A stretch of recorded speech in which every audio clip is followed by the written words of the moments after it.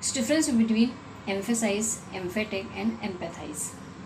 Emphasize is a verb and emphatic is an adjective form of emphasize. ठीक है, emphasize का मतलब होता है कि बेसिकली किसी चीज़ पे बहुत ज़्यादा आप जोर दे रहे हैं किसी चीज़ पे, ठीक है।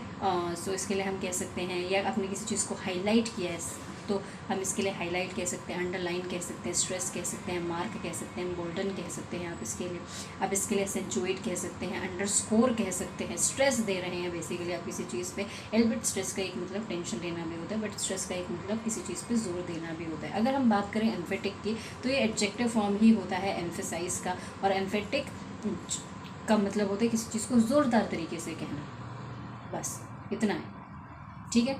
एम्फेसाइज का मतलब जोर देना होता है किसी चीज़ पर, और एम्फेटिक का मतलब होता है किसी चीज़ को ज़ोरदार तरीके से कहना, बहुत ही विक्रस तरीके से कहना, पावरफुल तरीके से कहना, बस इतना सा फर्क होता है, ठीक है। और अगर हम बात करें एम्पैथाइज की, तो एम्पैथाइज में हमारा एक रूट वर्ड आ रहा है पैथ, PATH, पैथ। इसका मतलब होता है फीलिंग। तो एम्पैथाइज का मतलब होता है बेसिकली किसी की फीलिंग्स को अंडरस्टैंड करना, कि वो किसी पर्टिकुलर सिचुएशन सामने, अपने आप को सामने वाले की जगह पे रख के देखने की वो क्या सोच रहा होगा। जैसे मान लीजिए अपना प्री क्लियर नहीं हुआ, और मान लीजिए सामने वाले का भी नहीं क्लियर हो, तो आपने अपने आप को उसकी जगह रख के देख लिया कि भैया इसका, मेरा जब प्री क्लियर नहीं हुआ तो मुझे कैसा लगा था, तो इसे भी वही लग रहा होगा। That is empathize. To understand someone's feeling is called empathize. Okay.